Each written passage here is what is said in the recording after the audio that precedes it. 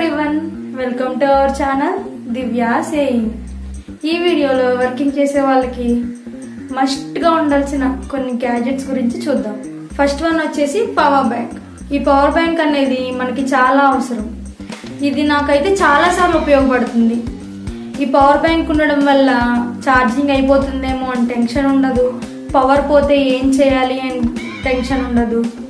So ఈ power బ్యాంక్ని మీరు ఖచ్చితంగా తీసుకోండి. నేనైతే ఎంఐ పవర్ బ్యాంక్ తీసుకున్నాను. అది ఎంఐ ఫోన్ కాబట్టి నేను ఎంఐ పవర్ బ్యాంక్ తీసుకున్నాను. ఇది బాగా యూజ్ అవుతుంది అండ్ ఛార్జింగ్ కూడా చాలా బాగుంది. 20,000 mAh కెపాసిటీతో ఉంది ఈ పవర్ బ్యాంక్. ఇది ఛార్జ్ అవడానికి 1 అవర్ పడితే డిశ్చార్జ్ అనేది 5-6 అవర్స్ వరకు వస్తుంది కంటిన్యూస్ గా ఛార్జింగ్ చేసినా కూడా.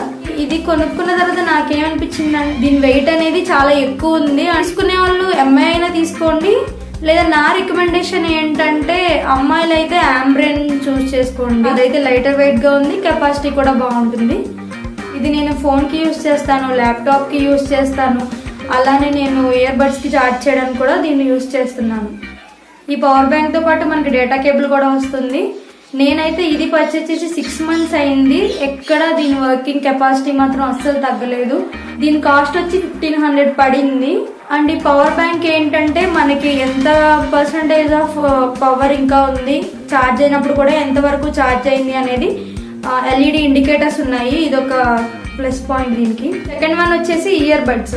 ఇయర్ బడ్స్ అనేవి నాకు బాగా ఉపయోగపడుతున్నాయి. సో ఇయర్ బడ్స్ అనేవి నాయిస్ ఇయర్ బడ్స్ తీసుకున్నాను. నేను నాయిస్ ఎందుకు తీసుకున్నానంటే ఇది చాలా చూడడానికి కూడా క్యూట్ గా ఉంది, చిన్నగా ఉంది. దీని కాస్ట్ నాకు 1700 పడింది. నేను దీని రిపబ్లిక్ డే సేల్ లో తీసుకున్నాను. పవర్ బ్యాంక్ కూడా అంతే, నేను రిపబ్లిక్ డే సేల్ లోనే తీసుకున్నాను. ఇప్పుడు ఏమైనా కాస్ట్ వేరియేషన్ అయితే వచ్చి ఉండొచ్చు, నేను లింక్స్ పెడతాను పవర్ బ్యాంక్ వి అండ్ దీన్ని కూడా. మీకు నచ్చితే మీరు పర్చేస్ చేసుకోండి. ఏ ఇయర్ బడ్స్ కైనా సరే యాక్టివ్ నాయిస్ క్యాన్సిలేషన్ అనేది చాలా అవసరం. ఇది నాకైతే సరిపోతుంది. నేను వర్క్ చేసుకునేదానికి లేదా నేను కాల్స్ మాట్లాడేదానికి అయితే సరిపోతుంది.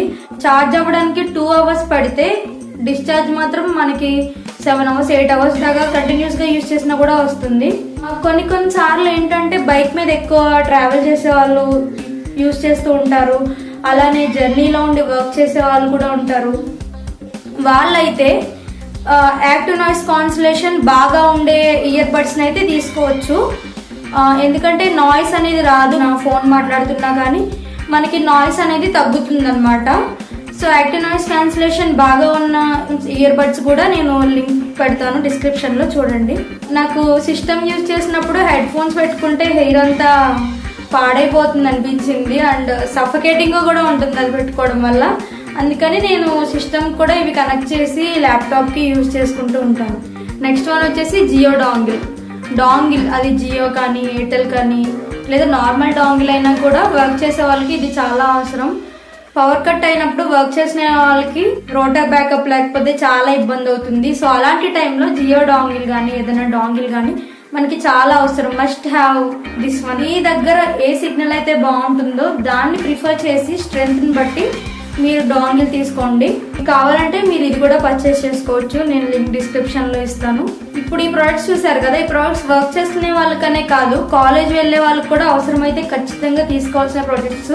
అండ్ నేను చూపించిన నాయిస్ బడ్స్ అయితే హ్యాండ్ టచ్ అనమాట. ప్రతిదీ మన టచ్ సెన్సార్ తో మనం కాల్స్ లిఫ్ట్ చేయడం కానీ, కాల్స్ కట్ చేయడం కానీ, సాంగ్స్ ఫార్వర్డ్ చేయడం కానీ, వాల్యూమ్ పెంచడం లేదా తగ్గించడం ఇవన్నీ ఉన్నాయి. సో ఇలాంటివి తీసుకుంటే మనకి ఇంకా బాగా ఉపయోగపడుతుంది. నార్మల్ బడ్స్ కన్నా ఇలా అడ్వాన్స్ గా ఉండే బడ్స్ తీసుకుని యూజ్ చేసుకుంటే చాలా బాగుంటుంది.